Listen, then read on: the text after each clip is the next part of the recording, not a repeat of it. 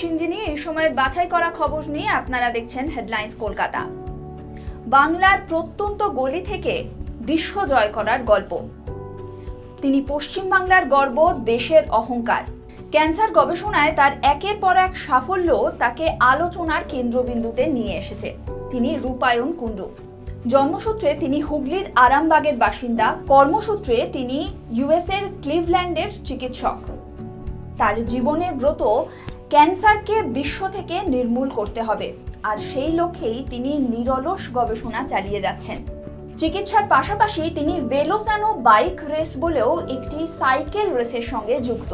এটা এমন একটা সাইকেল রেস যেখানে তারা সাইকেল চালানোর মাধ্যমে ক্যান্সার গবেষণার জন্য যাবতীয় যা যা অর্থের প্রয়োজন সেই সমস্ত অর্থ সংগ্রহ করে থাকেন। আজ এক্সক্লুসিভলি হেডলাইন্স কলকাতায় এই তরুণ চিকিৎসক বিজ্ঞানী রূপায়ণ কুণ্ডুর সাক্ষাৎকার। ক্যান্সারের কারণ কি? ক্যান্সার যার নাম শুনলেই ভয় আর আতঙ্ক দানা বাঁধে, সেই ক্যান্সারের আনসার কি আদৌ মিলেছে? ক্যান্সার সম্পর্কে কি কি সচেতনতা অবলম্বন করলে আমাদের শরীরে ক্যান্সার বাসা বাঁধবে না, বা ক্যান্সার সম্পর্কে আরো অনেক নতুন তথ্য যেগুলো এখনো পর্যন্ত মানুষ জানে না। এই সমস্ত কিছু নিয়েই আজকের আলোচনা হচ্ছে। আজকে আমাদের সঙ্গে এক্সক্লুসিভলি হেডলাইন্স কলকাতাতে রয়েছেন রূপায়ণ কুণ্ডু। শুনুন। প্রথমেই আপনাকে অসংখ্য অভিনন্দন জানাবো যে আপনি ক্যান্সারের মতন একটা গবেষণাতে একটা পথ দেখানোর চেষ্টা করছেন সেই জন্য, এবং সেই জায়গায় আপনি একটা দিশা খুঁজে পাচ্ছেন। তো আমার প্রথমেই আপনার কাছে যে প্রশ্নটা থাকবে সেটা হচ্ছে যে আপনার গবেষণার বিষয় কি ছিল? আমি আমি বিভিন্ন জিনিস নিয়ে গবেষণা করেছি। ক্যান্সার নিয়ে বিভিন্ন টাইপের জিনিসপত্র নিয়ে আমি শুরু করেছি। ফর এক্সাম্পল, আমার যেটা টার্গেট ছিল যখন আমি মেয়ো ক্লিনিক, সেখানে আমি অ্যাকচুয়ালি প্রপারলি রিসার্চ ফেলো হিসেবে জয়েন করেছিলাম ডক্টর সৌনক মজুমদারের আন্ডার, তখন গবেষণার বিষয় ছিল যে প্যানক্রিয়াস যে ক্যান্সার, সেই প্যানক্রিয়াস ক্যান্সার খুব অ্যাগ্রেসিভ একটা ক্যান্সার, অ্যান্ড ইউজুয়ালি তার সিমটমস থাকে না, তো খুব লেট স্টেজে ধরা পড়ে। তো একদম early detection of pancreatic cancer মানে হচ্ছে, ফর এক্সাম্পল, আমি কোনো ব্লাড টেস্ট বা আমি কোনো ইউরিন টেস্ট বা আমি কোনো স্টুল টেস্ট দিয়ে যদি প্যানক্রিয়াটিক ক্যান্সার কারোর আছে সেটা আগে থেকে ধরতে পারি, মানে সিমটম আসার আগে, তাহলে কি হয়, যদি কম মানে স্টেজ 4 মানে মেটাস্ট্যাটিক ডিজিজ যেটা বলি আমরা, মানে ছড়িয়ে যাওয়ার ডিজিজ, তারও আগে যদি ধরে নিতে পারি প্যানক্রিয়াটিক ক্যান্সারকে, তাহলে সেটাকে সার্জারি করে সেই প্যানক্রিয়াসটা রিমুভ করলে তার কিওর রেট অনেক বেশি। তো সেই জিনিসটা নিয়ে আমার যে মেন্টর ডক্টর মজুমদার, তিনি সেই জিনিসটার একটা মানে ইউরিন টেস্ট বা ব্লাড টেস্ট বা স্টুল টেস্ট আবিষ্কার করার আবিষ্কার করেছিলেন, কিন্তু সেটাকে ভ্যালিডেট করা মানে হচ্ছে সেটাকে জেনারেল পপুলেশনে এনে সেই জিনিসটাকে প্রপারলি, যে ওই জিনিসটা সত্যি কাজ করছে কি কাজ করছে না সেটা দেখতে চেয়েছে। সেটা একটা বিশাল বড় স্টাডি, সেটার একটা অংশ ছিলাম আমি। আচ্ছা, তো আপনার সেই গবেষণা মানে এখন কতদূর এগিয়েছে? মানুষ কবে সেইটার সুবিধে ভোগ করতে পারবে, কবে? সেটা একটু টাফ, কারণ এই যে কোনো মানে সায়েন্সের এটা একটু প্রবলেম বলবো আমি, সেটা হচ্ছে খুব স্লোলি এগোয়, কারণ সবকিছুকে প্রচুর অনেকবার ধরে টেস্ট করে সেটা সেফ কিনা সেটাকে দেখতে হয়। তো এইসব স্টাডি গুলো অনেক বছর ধরে চলে। তো আমি আপনাকে কোনো প্রপার টাইম লাইন দিতে পারবো না যে ওকে এই সময়ই আমি পাবো, বাট যেটা আমি বলতে পারি সেটা হচ্ছে যে হয়তো ডেফিনেটলি এই স্টাডিটা কমপ্লিট হওয়ার পর আমরা যদি রেজাল্ট পাবো যখন, তখন সেই রেজাল্টের উপর বেস করে যে ওকে এটা কি অ্যাকচুয়ালি আমি কি প্যানক্রিয়াটিক ক্যান্সারটাকে ধরতে পারছি আগে না পারছি না, সেই বেস করে তবে গিয়ে এই জিনিসটা আমি বলতে পারবো। আমি আপনাকে এখনই কোনো টাইম লাইন দিতে পারবো না যে ওকে এই সময়ই হবে, কারণ হচ্ছে আমি যখন করতাম স্যারের আন্ডারে রিসার্চ, তারপর থেকে আমি বেরিয়ে চলে এসেছি।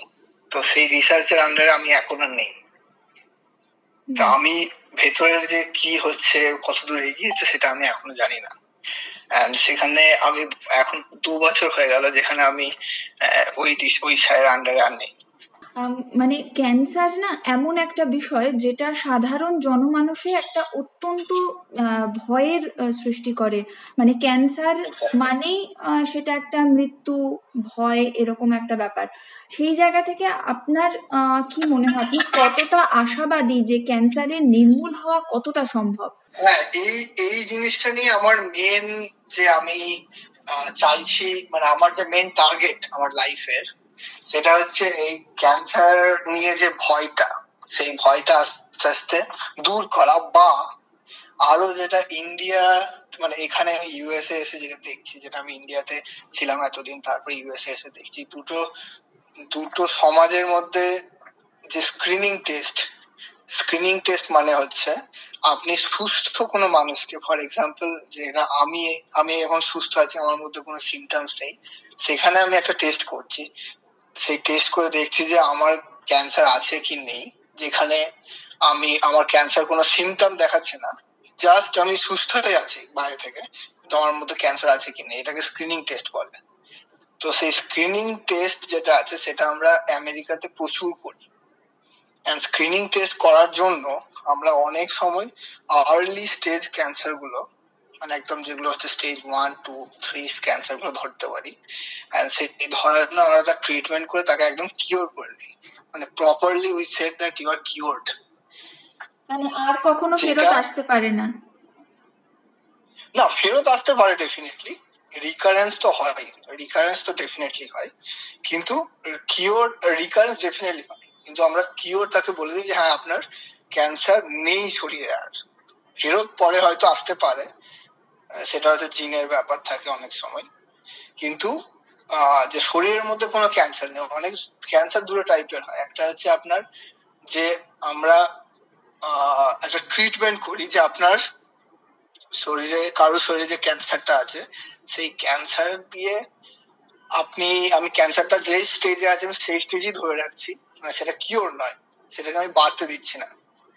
আর একটা জিনিস আছে যেটা হচ্ছে আমি একদম কিওর করে দিচ্ছি, মানে ক্যান্সার আপনার শরীরে নেই। এইখান থেকে আরেকটা প্রশ্ন আসছিল যে আপনি যে বললেন জিনের ব্যাপার, তো ক্যান্সার কতখানি জেনেটিক? Cancer 3-4টে type. একটা হচ্ছে জেনেটিক ক্যান্সার, ডেফিনেটলি অনেক কটাই আছে।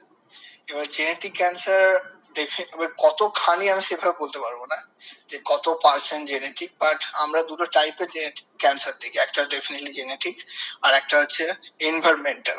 মানে হচ্ছে বেসিক্যালি আমরা অনেক কিছু ফ্যাক্টরের উপর ডিপেন্ড করে, যেমন ফর এক্সাম্পল আমি আপনাকে এক্সাম্পল দিচ্ছি যে ওবিসিটি একটা রিস্ক ফ্যাক্টর, মানে মোটা একটা, মানে যেটা আমরা বলি high BMI, body mass index, সেটা একটা রিস্ক ফ্যাক্টর। বা আমরা যে রেড মিট খাই, সেই রেড মিটটা কোলন ক্যান্সারের জন্য একটা বিশাল বড় রিস্ক ফ্যাক্টর। পলিউশন একটা রিস্ক ফ্যাক্টর। তো এই জিনিসগুলো ক্যান্সার তৈরি করে। স্মোকিং একটা প্রচুর বড় রিস্ক ফ্যাক্টর, মানে মোটামুটি সব কটা ক্যান্সারের মধ্যে একটু কিছু কিছু লিক থাকে স্মোকিং এর। তো এইগুলো বিশাল বড় বড় ফ্যাক্টর তৈরি করে। এন্ড জেনেটিকটাও একটা ফ্যাক্টর তৈরি করে। ফর এক্সাম্পল আমাদের লিঞ্চ সিনড্রোম বা কিছু কিছু এরকম সিনড্রোম আছে, যে সিনড্রোম গুলো মানে আপনার জিনের জন্য, জেনেটিক ডিফেক্টের জন্য আপনার হতে পারে, ক্যান্সার হতে পারে। ফর এক্সাম্পল যেটা আমাদের এই হলিউডেরই একটা বিশাল বড় যে নায়িকা ছিল, কি নাম আমার মনে পড়ছে না, অ্যাঞ্জেলিনা জোলি। তো ওনার ম্যাস্টেক্টমি করতে হয়েছিল কারণ ওনার জিনের মধ্যে দেখা গেছিল যে ওই ক্যান্সারটা আছে। তো যখনই লোকের এই জিনের মধ্যে ক্যান্সার থাকে তখন তার যে বাচ্চারা, সেই বাচ্চাদের জেনেটিক টেস্টিং করতে দেওয়া হয়। তার জন্য সার্টেন ক্রাইটেরিয়া আছে। সেই জেনেটিক টেস্টিং করার জন্য আমি জানতে পারি যে ওকে তাদের ভবিষ্যতে ক্যান্সার হওয়ার চান্স কত বেশি। আমি যদি সেটা আগে থেকে জেনে যাই তাহলে আমি তাকে প্রপারলি বিভিন্ন টেস্টিং করতে থাকি প্রত্যেক বছরে বা প্রত্যেক 2 বছরে। দিয়ে করতে করতে সেটাকে আমি ধরতে পারি ক্যান্সারটাকে। খুব সুন্দর একটা প্রসেস। আচ্ছা, এইখান থেকে আমার পরের প্রশ্ন আসছে যে আপনি বেশ কয়েকটা কারণের কথা বললেন, আর কি কি কারণ আছে ক্যান্সার হওয়ার পেছনে, আর ক্যান্সারের মূল কারণটা কি, কেন হয়? ক্যান্সারের মূল কারণ ব্যাপারটা হচ্ছে যে এই কোয়েশ্চেন গুলো ডেফিনেটলি খুব ডিফিকাল্ট কোয়েশ্চেন। ক্যান্সারের মূল কারণ কি, বা মানে এরকম প্রচুর রিসার্চ চলছে এখনো যে আলটিমেটলি কেন ক্যান্সার হয়, কি হয়। তো দু তিনটে বিভিন্ন টাইপের জিনিসপত্র দেখা যাচ্ছে। একটা হচ্ছে আপনার কোনো রিস্ক ফ্যাক্টর আছে, যেটা আমি আবার রিপিট করছি। ফর এক্সাম্পল আমি বললাম যে ওবেসিটি একটা রিস্ক ফ্যাক্টর, স্মোকিং মানে সিগারেট স্মোক করা একটা রিস্ক ফ্যাক্টর। তারপরে হচ্ছে একদম আপনি মানে যে ডায়েট, কি খাবার খাচ্ছেন, সেই ডায়েটের মধ্যে রেড মিট একটা বিশাল বড় রিস্ক ফ্যাক্টর। আপনি শাকসবজি কম খাচ্ছেন, সেটা একটা রিস্ক ফ্যাক্টর। ডেয়ারি প্রোডাক্ট কম খাচ্ছেন, ওটা আরেকটা রিস্ক ফ্যাক্টর। অনেক সময় মানে পলিউশন একটা রিস্ক ফ্যাক্টর, স্মোকিং বিশাল বড় রিস্ক ফ্যাক্টর। অনেক সময় আপনি অকুপেশনাল এক্সপোজার বলি আমরা, মানে কোন একটা ইন্ডাস্ট্রিতে কেউ কাজ করছে, সেই ইন্ডাস্ট্রিতে কাজ করার জন্য যে এক্সপোজার গুলো হচ্ছে, সেটা আরেকটা রিস্ক ফ্যাক্টর। অনেক সময় আমরা ক্যান্সারের জন্য, ফর এক্সাম্পল কারোর ক্যান্সার হয়েছে, তার জন্য আমরা তাকে রেডিয়েশন দিই, সেই রেডিয়েশনের জন্য আবার অন্য ক্যান্সার হতে পারে, তো সেটা একটা রিস্ক ফ্যাক্টর। আর তারপরে জেনেটিক ফ্যাক্টর আছে। সেই জেনেটিক ফ্যাক্টর গুলোর জন্য আপনারা যেমন BRCA বলে একটা জিন আছে, যেটা ব্রেস্ট ক্যান্সারের জন্য আমরা বিশাল দেখি, বা অনেক সময় অন্য কোনো ক্যান্সারের জন্য আমরা দেখি। তো জেনেটিক ফ্যাক্টরও আছে, নর্মাল ফ্যাক্টরও আছে। এবার জেনেটিক ফ্যাক্টর গুলোকে আমরা খুব একটা কন্ট্রোল করতে পারবো না, বাট আমরা যে ফ্যাক্টর গুলো কন্ট্রোল করতে পারবো, সেই ফ্যাক্টর গুলোর উপর আমাদের মেইনলি কন্ট্রোল করা উচিত। যেটার উপর আমার খুব ইন্টারেস্ট, আমি যেটা দেখেছি যে USA তে, আমি আপনাকে আবার বলছিলাম আগের বার, যে স্ক্রিনিং টেস্ট মানে হচ্ছে আমরা USA তে ফর এক্সাম্পল যে 45 এজ, সেখান থেকে শুরু করি কোলোনোস্কোপি করা। ইন্ডিয়াতে এই কোলোনোস্কোপি করার কনসেপ্টটা নেই প্রায়, মানে কোনো কারণ ছাড়া, কোনো উপসর্গ ছাড়াই কোলোনোস্কোপি করা। এক্স্যাক্টলি যে কোনো লোক যখন 45 এজ হবে, তখন থেকে প্রত্যেক 10 বছর ছাড়া ছাড়া, বা যখন 45 এজ হলো, সেই সময় আমি কোলোনোস্কোপি একবার করে দেখে নিলাম যে আপনার কোলনে কোন রকমের ছোট ছোট পলিপ আছে কিনা, বা কিছু না কিছু আছে কিনা। এবার সেগুলো কেটে কেটে বাদ দিতে হয়। এবার আলটিমেটলি ক্যান্সারটা পলিপ বা এই টাইপ থেকে শুরু হয়। আর প্রত্যেক 10 বছর বা 3 বছর বা 5 বছর ছাড়া ছাড়া এই স্ক্রিনিং টেস্ট করতে হয়। সেকেন্ড অপশন যেটা আমরা করি, যেটা হচ্ছে ম্যামোগ্রাম। মেয়েদের ম্যামোগ্রাম করি আমি। তো মানে আমার ইন্ডিয়াতে, আমি এখন ইন্ডিয়াতে কনসেপ্টটা এতটাই নেই যে আমি আমার নিজের বাড়ির লোককে বারবার বলে তারপরে তারা করিয়েছে, কারণ কনসেপ্টটা এতটাই কম। এখানে প্রেসিডেন্ট টুইটারে মেসেজ করে যে today I had my colonoscopy, please get it done. যদি প্রেসিডেন্ট ডেফিনেটলি টুইটারে মেসেজ করে, তাহলে লোকেরাও এটা নিয়ে সচেতন হয়, রাইট? তো এই জিনিসগুলোর উপর আমি খুব একটা ফোকাস করতে চাই। আর ইন্ডিয়াতে আরেকটা বড় জিনিস যেটা আমি ডিনাই একদমই করতে পারি না, সেটা হচ্ছে টাকা। এখানে যেমন ইন্স্যুরেন্স এটা কভার করে, ইন্ডিয়াতে নিজের পকেট থেকে খরচ করতে হয়। নিজের পকেট থেকে কিছু সিমটম নেই, সেখানে আমি খরচ করছি, সেটাও আমি লোককে বলতে পারি না জোর করে যে আপনি এটা করে নিয়ে আসুন। বুঝতে পারছেন তো? মানে একটা ডিফিকাল্ট গেম। আমি কাউকে দোষও দিতে পারি না যে এটা করতে পারছেন না আপনি। আমি কোলোনোস্কোপিতে অনেক টাকা লাগে, লাইক 5-6 হাজার টাকা, আর একটু বেশি হয়তো লাগবে। সেটা আমি কাউকে বলতে পারি না যে আপনার কিছু নিয়ে আপনি করে নিয়ে আসেন প্রত্যেক 10 বছরে, যেটা ফাইন্যান্সিয়াল ব্যাকগ্রাউন্ড থেকেও খুব ডিফিকাল্ট। একদম একদম। আচ্ছা, এরপরে আপনি বেশ কয়েকটা সচেতনতার কথা বললেন, আমরা সচেতনতা প্রসঙ্গে আসব।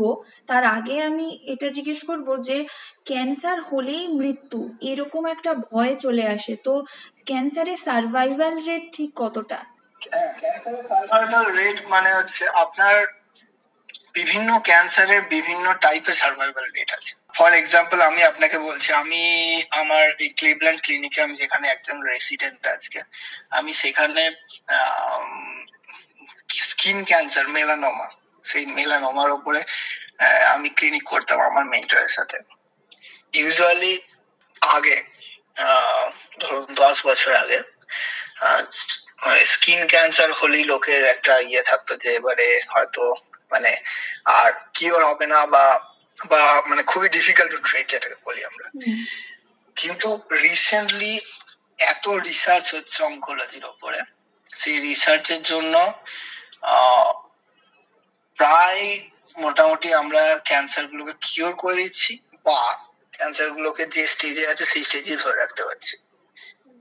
তো আমি আপনাকে বলতে পারবো না যে একদম ওভারঅল ক্যান্সারের কিওর রেট কি, কারণ cancer each and every cancer মানে ডিফারেন্ট টাইপস। ফর এক্সাম্পল আমি আপনাকে মেলানোমা বললাম, মেলানোমারও স্টেজ 4 ক্যান্সার আছে, স্টেজ 1 আছে, স্টেজ 2 আছে, স্টেজ 3 আছে, এন্ড তারপরে কোন অর্গানে ক্যান্সারটা গেছে স্টেজ 4 ডিজিজ তার উপরে কিওর রেট ডিটারমাইন হয়।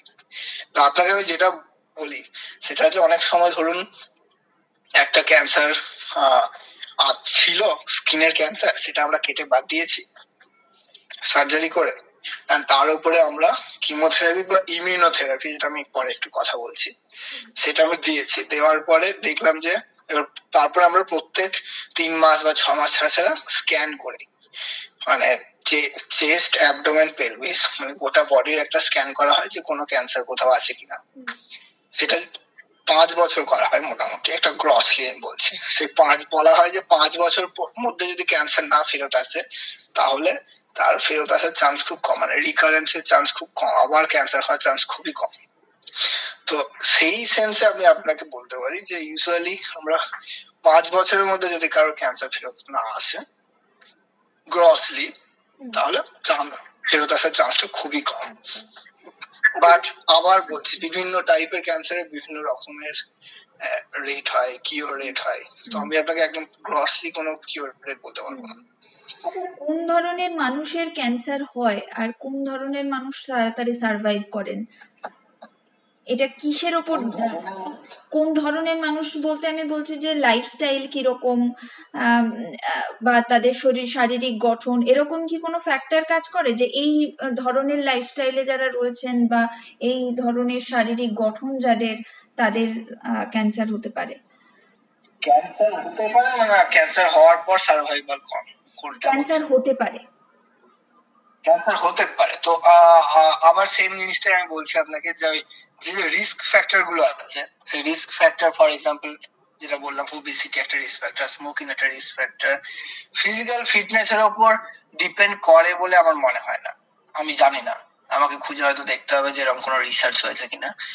বাট এই যে রিস্ক ফ্যাক্টর গুলো যদি আপনি নিয়ে চলেন, ফর এক্সাম্পল আপনি ইন্ডিয়াতে আছেন, একটা কোনো হোয়াইট চামড়া মানে সাদা চামড়ার লোক যাদের মেলানিন কম, তাদের সূর্যটা অনেক বেশি পড়ে কারণ আমরা বাইরে রোদে বেরোই, তো সেটা একটা রিস্ক ফ্যাক্টর।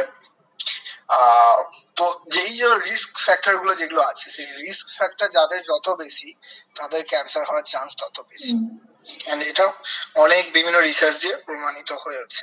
আর তারপরে তো জিন যেটা আছে, জিনের তো আপনার মানে কারোরই কিছু করার নেই যে আপনি জিন দিয়ে জিনটা কন্ট্রোল করতে পারেন না।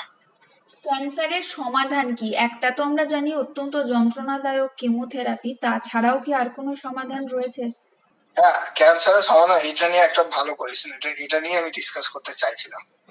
তো কেমোথেরাপি যেটা ছিল সেটা এখনো আছে ভালো রকমই, বাট তারপরেও আমাদের সায়েন্স অনেক আগিয়েছে। ফর এক্সাম্পল ইমিউনোথেরাপি বলে একটা থেরাপি আছে, যেটা মোটামুটি ধরুন 10-12 বছর আগেই ভালো রকম মার্কেটে এসেছিল।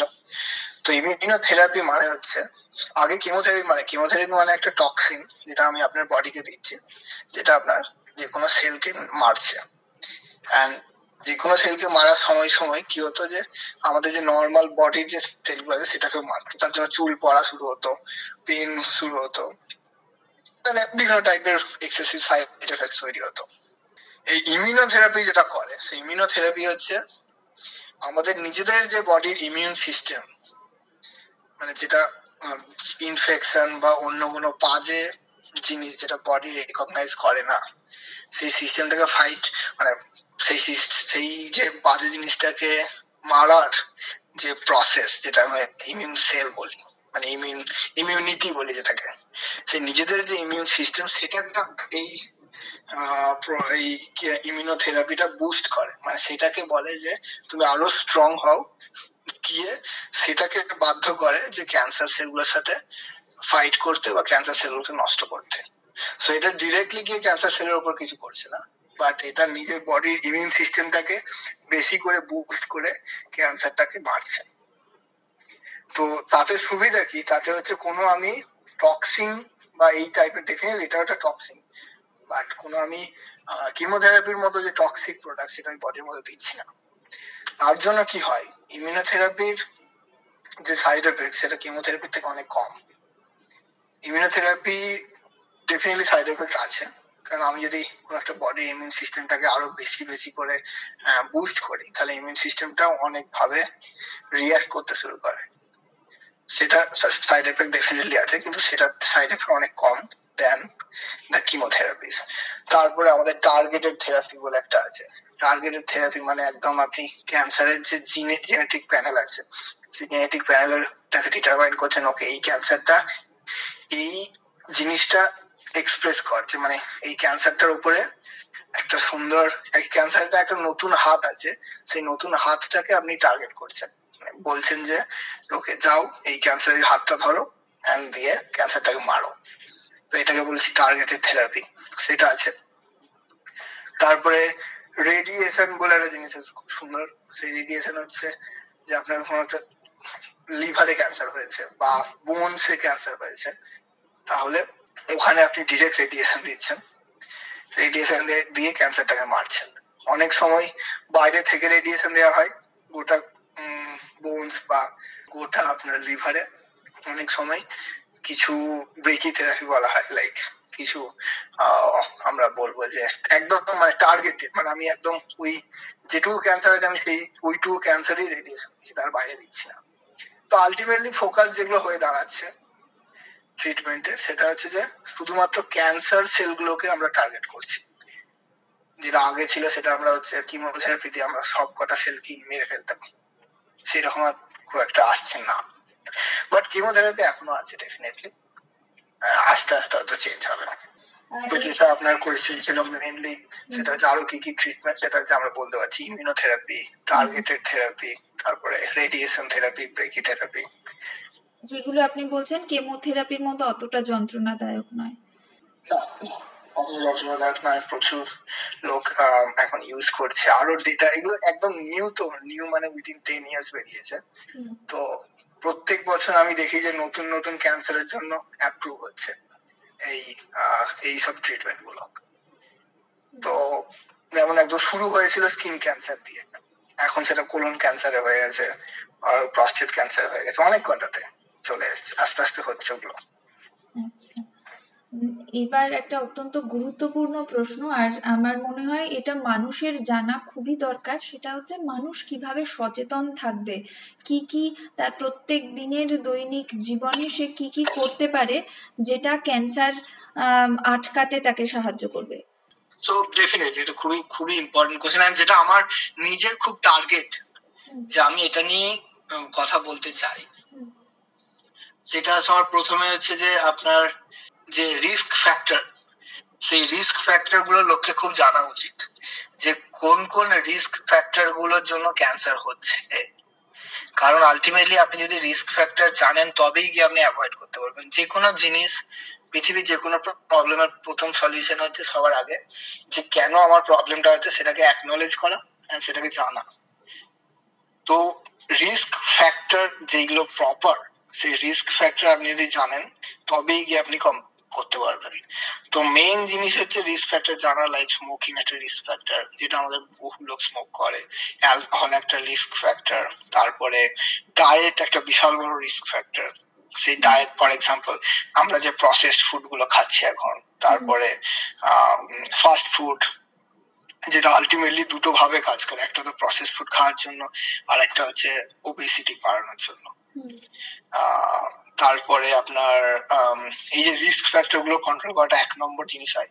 সেকেন্ড জিনিস হচ্ছে যে আলটিমেটলি ওই যে আপনাকে বললাম যে বিভিন্ন টাইপের স্ক্রিনিং টেস্ট, সেই স্ক্রিনিং টেস্ট গুলোর উপর যদি কেউ গুরুত্ব দিতে পারে তাহলে ক্যান্সার বার্ডেন অনেক কমবে। স্ক্রিনিং টেস্ট মানে হচ্ছে ধরুন কোলোনোস্কোপি বলছি, তারপরে মেয়েদের ইউটেরাইন ক্যান্সারের প্যাপ স্মিয়ার, যেটা আমরা খুব ইয়াং এজ থেকে রেকমেন্ড করি। ব্রেস্ট ক্যান্সারের জন্য ইউজুয়ালি এগুলো মানে প্যাপ স্মিয়ারটা আমি 21 এজ থেকে করা উচিত প্যাপ স্মিয়ারটা। আর কত বছর অন্তর? ওটা প্যাপ স্মিয়ারটা আমার মনে হচ্ছে 3 বছর, মানে ডিপেন্ড করে যে আপনার প্যাপ স্মিয়ারে কি আসছে, বাট ইউজুয়ালি 3 থেকে 5 বছরের মধ্যে। তো ডিপেন্ড করে যে আপনার প্যাপ স্মিয়ারে অ্যাকচুয়ালি কি আসছে। তো তারপরে যে কোলোনোস্কোপি বললাম 45 এজ থেকে আমাদের করতে হচ্ছে।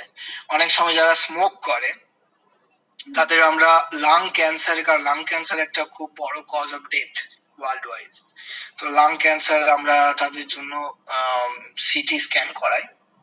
সেই লাং ক্যান্সার হচ্ছে আপনার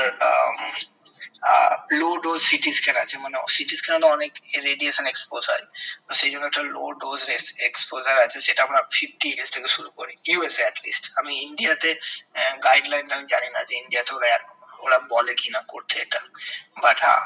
তো এইগুলোই আর কি, মানে প্যাপ স্মিয়ার, তারপরে হচ্ছে ব্রেস্ট ক্যান্সার স্ক্রিনিং, এরকম 4-5টা স্ক্রিনিং আছে যেটা আমাদের মাথায় রাখতে হবে, যেটা খুবই ইম্পর্টেন্ট বলে আমার মনে হয়। কারণ আমি নিজে এখানে যখন আমার পেশেন্টকে দেখি, আমি দেখি যে আমি কারো কোলোনোস্কোপি করালাম, তার স্টেজ 1 ক্যান্সার ধরা পড়লো, স্টেজ 1 ক্যান্সার যেটা হয়তো আর 1 বছর 2 বছর পরই যেটা স্টেজ 3-4 এ চলে যেত উইদাউট সিমটম, তখন এর বাঁচতই না পেশেন্ট। স্টেজ 1 ক্যান্সারের কোনো কিমোথেরাপি দিতেও হয় না, যেটা আরেকটা বিশাল ভালো জিনিস।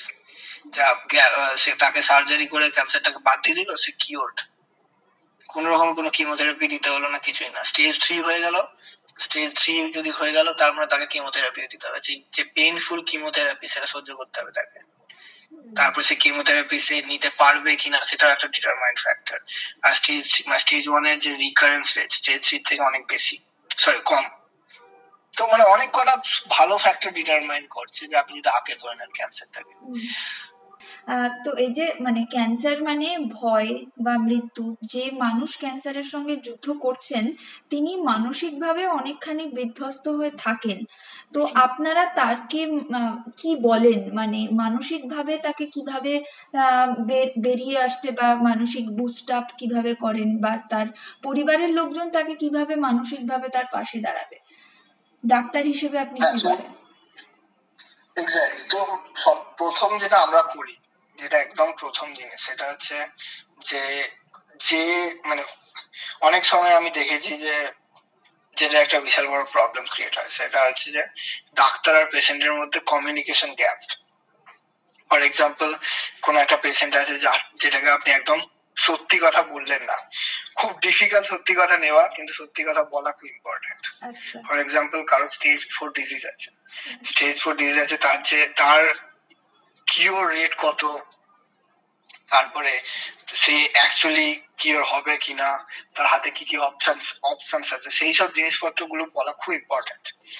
অনেক সময় হয় যে আপনার ডাক্তার পেশেন্টকে বললো না যে আপনার এটা কিওর রেট, বা কনভারসেশন উঠলো না, তারপরে আলটিমেটলি সেটা তো ঘটতে যাচ্ছে, তখন পেশেন্ট বলবে আমি ডাক্তারকে বিশ্বাস করি না, এই ডাক্তার তো বলেছিল এরকম হবে, আমার এরকম কেন হচ্ছে। তো ওটার মধ্যে আরো একটা মেন্টাল বিতৃষ্ণা চলে আসে। ডেফিনেটলি ডিফিকাল্ট, কিন্তু সত্যি কথা বলা খুব ইম্পর্টেন্ট। তো ফার্স্ট অফ অল একদম ক্লিয়ার কাট হয়েছে যে এটা এরকম হয়েছিল, এরকম এই জিনিসটা এরকমই, আমরা এই ট্রাই করছি, হাতে এই অপশনস গুলো আছে। আর ক্যান্সারে ধরুন স্টেজ 3 বা সামথিং ক্যান্সারে অনেক কটা অপশনস আছে ট্রিটমেন্ট করার। এই জিনিসটা প্রথম ট্রিট করব, তারপর এটা ফেল হলে এই ট্রিটমেন্ট করব, তারপর এটা ফেল হলে এই ট্রিটমেন্ট করব। ইচ এন্ড এভরিথিং বলা খুব ইম্পর্টেন্ট, কারণ অনেক সময় অনেকের জন্য, ফর এক্সাম্পল আমি আপনাকে বলছি, একটা কেমোথেরাপি দিলে আপনার নার্ভের প্রবলেম হয়, একটা কেমোথেরাপি দিলে আপনার লিভারের প্রবলেম হয়। তো আপনার কাছে কোনটা ইম্পর্টেন্ট? কারণ কোনো না কিছু দিলে কিছু না কিছু একটা প্রবলেম তো ক্রিয়েট হবেই। তো আপনার কাছে কি এটা ইম্পর্টেন্ট যে নার্ভের প্রবলেম না হওয়া, না আপনার কাছে এটা ইম্পর্টেন্ট যে লিভারের প্রবলেম না হওয়া? তো এই যে ইনফর্ম ডিসিশন বলি আমরা, যে আমি আপনাকে বলছি, অপশন দিচ্ছি যে ওকে এই জিনিস আছে তার এই সাইড এফেক্ট, এই জিনিসটা আছে তার এই সাইড এফেক্ট, এত কিউরেট, আপনি কি চান? যে এই কনভারসেশনটাও খুব ইম্পর্টেন্ট। তাহলে কি হচ্ছে, যে পেশেন্ট আছে সে সবসময় অ্যাওয়ার থাকছে যে ওকে আমার এই অপশন আছে, আমার এর বাইরে কোনো অপশন নেই, এন্ড এটাই ট্রিটমেন্ট।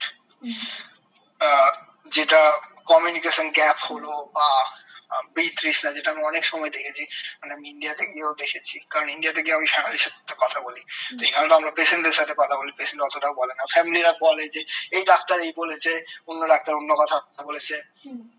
তো আলটিমেটলি আমি গিয়ে দেখেছি যে পুরো কথাটা না বলার জন্য এই সমস্যা তৈরি হয়। এরকম নয় যে ডাক্তার ভুল ছিল। তো ক্লিয়ার কমিউনিকেশন খুব ইম্পর্টেন্ট। সেকেন্ড অপশন হচ্ছে প্যালিয়েটিভ কেয়ার। প্যালিয়েটিভ কেয়ার মানে হচ্ছে যাদের স্টেজ 4 ডিজিজ আছে, যারা আমি কিওর করতে পারবো না, তারা ডিজিজ নিয়েই বেঁচে থাকবে, তাদের জন্য একটা অন্য মেডিকেল ব্রাঞ্চ হয়, যেটা ইউজুয়ালি ইন্ডিয়াতে খুব কম লোকই জানে, কারণ খুব একটা অ্যাওয়ার নয়। তো প্যালিয়েটিভ কেয়ার হয় যেটা, মানে তাকে ভালো রাখার জন্য, যে পেন হচ্ছে, ক্যান্সার হয়ে তো পেন হবে, যে পেন হচ্ছে সেই পেনটা থেকে মুক্ত রাখার জন্য, বা তার যে লাইফে কি কি ইম্পর্টেন্ট সেই ইম্পর্টেন্ট জিনিসগুলো দেওয়ার জন্য। এখানে যখনই আমরা কোনো এরকম পেশেন্ট দেখি, তাকে সবার প্রথম কোয়েশ্চেন করা হয় যে আপনার লাইফে কোনটা এখন সব থেকে বেশি ইম্পর্টেন্ট। তারা বলে যে আমার ফ্যামিলির সাথে টাইম কাটানো সব থেকে বেশি ইম্পর্টেন্ট। কেউ যদি বলে, তখন আমরা বলি ঠিক আছে, তাহলে আপনার যে সময়টা আছে আপনি ফ্যামিলির সাথেই টাইম কাটান। তো তার লাইফে কি ইম্পর্টেন্ট সেটা খুব ইম্পর্টেন্ট, যেটা আমরা অনেক সময় মিস করে যাই, যে ওকে কিমোথেরাপি দিচ্ছি, এই করার। মানুষের লাইফে হেলথ হয়তো 1%, তার লাইফে আরো অনেক জিনিস আছে, সেগুলোকেও খেয়াল রাখা important as a cancer doctor. তো এই যে জিনিসটা, আর যাদের কিওর হয়ে যাবে তাদেরকে তো স্ট্রেট ফরওয়ার্ড বলে দেওয়া যে আপনি এই জিনিসটা করলে কিওর হবেন। তাহলে তো একদম, তাহলে তাদের মনের মধ্যে কনফিডেন্স চলে আসে যে ক্যান্সারের যে ভয়টা, মানে ফর এক্সাম্পল আমি যদি কাউকে আজকে বলি যে কোলন ক্যান্সার, আমি তাকে স্টেজ বললাম না, শুধু অর্ধেক ভয়েতেই তার লাইফ শেষ, সে কোনো কাজ করতে পারবে না। কিন্তু আজকে যদি আমি কাউকে বলি যে আপনার ক্যান্সারের, কোলন ক্যান্সারের স্টেজ 1 ডিজিজ আছে, আমি যদি সার্জারি করি আপনার ক্যান্সার কিওর হওয়ার চান্স 90%, তাহলে তার মধ্যে যে কনফিডেন্সটা আসবে, সে বলবে ওকে সার্জারি করিয়ে নিন তাড়াতাড়ি, তার কোয়ালিটি অফ লাইফ অনেক ইমপ্রুভ হবে। তো পুরো আলটিমেট কথা আমি যেগুলো সবই বললাম, যে পুরো কথাটা বলা ইম্পর্টেন্ট, যে আপনার এই ডিজিজ, এই কিওরের, এই treatment options, and with empathy definitely. কারণ অনেক সময় আমাদের অনেক কটা পেশেন্ট দেখতে হয়, সেটা আমি কাউকে দোষ দিতে পারছি না, দেখতে হয়, সেখানে পেশেন্টের সব কোয়েশ্চেন আনসার দেওয়া তো টাইম হয় না, বাট সেই জায়গাটা একটু ভিজিলেন্ট থাকতে হয়, যে ঠিক আছে দুটো তিনটে বা 5টা কোয়েশ্চেন আছে, আমি অ্যাটলিস্ট 3টে কোয়েশ্চেনের আনসার দিই। সেকেন্ড অপশন হচ্ছে যে পেশেন্টের দিকটাও বোঝা, যেটাকে আমরা এমপ্যাথি বলি, যে হ্যাঁ ও যখন বলছে যে আমার কোন একটা জায়গায় খারাপ লেগেছে, you have to acknowledge that, কি ওটা খারাপ হয়তো লাগে। যখন আপনি হয়তো আপনার মেন্টালিটি ওয়াইজ হয়তো খারাপ লাগা উচিত নয়, তো পেশেন্টের খারাপ লেগেছে, তো you have to acknowledge that, কি হ্যাঁ মানুষের এই জায়গাটা খারাপ লাগে। একটা ক্যান্সার একটা ভয়ের জিনিস, মানে লোকে তো অনেক সময় কাঁদে, ক্লিনিকে এসে কাঁদে, অনেক সময় কাঁদে, সেই জায়গাগুলো সামলানো খুব ইম্পর্টেন্ট। তো যেটা আপনার মানে কথা, যে সার মর্ম আলটিমেটলি যেটা হচ্ছে প্রপার কমিউনিকেশন, এমপ্যাথি থাকা, আর হচ্ছে প্যালিয়েটিভ কেয়ার, যেগুলো হচ্ছে আমরা কিউরেটিভ ইনটেন্ট হিসাবে ট্রিট করি না তাদের জন্য। এইগুলোই মেনলি। বেশ, আপনাকে অসংখ্য ধন্যবাদ, এবং আরো একবার আপনাকে আমি অভিবাদন জানাবো। আপনার ক্যান্সার গবেষণা সফল হোক, এবং পশ্চিমবঙ্গবাসী হিসেবে, বাঙালি হিসেবে অনেক অনেক শুভেচ্ছা রইল আপনার জন্য। আর খুব তাড়াতাড়ি আমরা সাধারণ মানুষ ক্যান্সার, আপনার এই ক্যান্সার গবেষণার সুফল পাক, সুবিধা পাক, সেটা আশা করব। অসংখ্য ধন্যবাদ। আমি আপনাকে আরেকটা কথা বলে যাচ্ছি, সেটা হচ্ছে যে আমি এখানে মেডিসিনের রেসিডেন্ট, ক্যান্সার রেসিডেন্ট নয়। আমি ক্যান্সার নিয়ে নেক্সট ইয়ার করবো, তো আমি এখানে জেনারেল মেডিসিনের রেসিডেন্সি করছি। আচ্ছা আর আচ্ছা আমার ক্যান্সার নিয়ে ইন্টারেস্ট বলে আমি ক্যান্সার রিসার্চ করি, যেখানে আমি এই ইমিউনোথেরাপি, যেটা আপনাকে বললাম হ্যাঁ যে হ্যাঁ ইমিউনোথেরাপি যে সাইড এফেক্টস, হ্যাঁ হ্যাঁ সাইড এফেক্টস গুলো কি করে ম্যানেজ করতে হয় তার উপরে আমি রিসার্চ করি। আমার এখানে মেন্টর আছে ডক্টর কেনেডি বলে, তো তার আচ্ছা সাথে আমি কাজ করি সাইড ইমিউনোথেরাপি সাইড এফেক্ট হিসাবে। আচ্ছা কোলন ক্যান্সারের আমি কাজ করি, যে কোলন ক্যান্সার কি বাড়ছে কমছে না কি হচ্ছে, যেটা আর্লি ইয়াং লোকেদের আমরা কোলন ক্যান্সার দেখতে পাচ্ছি। হ্যাঁ ইয়াং লোকেদের কোলন ক্যান্সার, সেটা ডক্টর খুরানা ওই যে আমাদের নোবেল প্রাইজ পেয়েছিল হরগোবিন্দ খুরানা, হুম ওনারই কোন রিলেটিভ, যায় না কোন লেভেলের রিলেটিভ, তো তারই সেটা হচ্ছে ডক্টর খুরানা, অলোক খুরানা আছেন এখানে, তার সাথে আমি কাজ করি। আর যেটা খুব ইম্পর্টেন্ট জিনিস করি আমি, যেটা আপনাকে বলা ইম্পর্টেন্ট বলে মনে হলো, সেটা হচ্ছে ভেলোসানো বলে একটা ক্লিভল্যান্ড ক্লিনিকের ফান্ড রেইজার হয়, যেখানে আমরা সাইক্লিং করি, করে ফান্ড রেজ করি ফর ক্যান্সার রিসার্চ। এন্ড সেখান থেকে অনেক ক্যান্সার রিসার্চের ফান্ডিং তৈরি হয়, সেই ফান্ডিং এর জন্য অনেক নতুন থেরাপি আমরা ওখান থেকে পাই। আচ্ছা আচ্ছা তো মানে এই সাইকেল ফান্ডিংটা সাইকেল মানে কি করেন সাইক্লিং করে এক্স্যাক্ট মানে একটা ফান্ড রেজিং ইভেন্ট হয়, বিশাল আচ্ছা বড় ইভেন্ট হয়, হ্যাঁ ধরুন কয়েক $1 মিলিয়ন ফান্ড হয়, অনেক আচ্ছা দিন ধরে চলে। হুম আর একদিন সেটা হচ্ছে সবাই অনুষ্ঠানে আমরা সাইকেলে করে 20 কিলোমিটার 30 আচ্ছা কিলোমিটার আচ্ছা এরকম সাইকেল করা হয়। বাহ যত কিলোমিটার সাইক্লিং করবেন তত টাকা একটা কোম্পানি ওই ক্যান্সার রিসার্চে দেয়। ও আচ্ছা তো আচ্ছা আচ্ছা তো এটা তো এটা হচ্ছে ক্লিভল্যান্ড ক্লিনিকের নিজস্ব একটা অনুষ্ঠান, আচ্ছা যেখানে আমি রেসিডেন্সি করছি আমি। তো সেখানে আমি যাই, প্রত্যেক বছরই গেছিলাম, 2 বছর হলো আমার এখানে, 2 বছরই গেছিলাম সাইক্লিং করে ফান্ড রেজ করি, কারণ যেখান থেকে অনেক ফান্ডিংও হয় আমি দেখি। আচ্ছা আচ্ছা আচ্ছা মানে আপনি আপনার ক্লিনিকের পাশাপাশি এগুলো করছেন হ্যাঁ হুম এক্স্যাক্টলি। তো এই এই জিনিসটা তো এই যে অ্যাওয়ারনেস, আলটিমেটলি সবকিছু আপনাকে যেটা বললাম যে অ্যাওয়ারনেস, হুম কত কারণ ভয়ের জিনিস, সবসময় ভয়ের জিনিস তো 10 বছর আগে যে ভয়টা ছিল নতুন থেরাপির পর, সেই ভয়টা থাকা উচিত নয়, হুম কিন্তু আমরা তো সেটা বলতে পারি না যে আপনার উচিত নয়। যদি ভয়টা এখনো থেকে যায়, তাহলে হয়তো ডাক্তার হিসাবে বা অ্যাডমিনিস্ট্রেশনের লোক হিসেবে আমাদের ভুল যে আমরা সেই অ্যাওয়ারনেসটাকে বাড়াইনি, হুম যে আমাদের যে ভয়টা ছিল সেই ভয়টা আমরা কমাই। তো সেইটাই আমার একটু মানে চেষ্টা আর কি, যে লোকের মধ্যে যাতে এই অ্যাওয়ারনেসটা থাকে, লোকের মধ্যে যাতে এই অ্যাওয়ারনেসটা থাকে যে হ্যাঁ এই খাবার খেলে বা এই লাইফস্টাইল মেনটেন করলে হয়তো ক্যান্সার কম হয়, আর এইভাবে স্ক্রিনিং টেস্ট গুলো করতে হয় যাতে ক্যান্সার কম হয়। হুম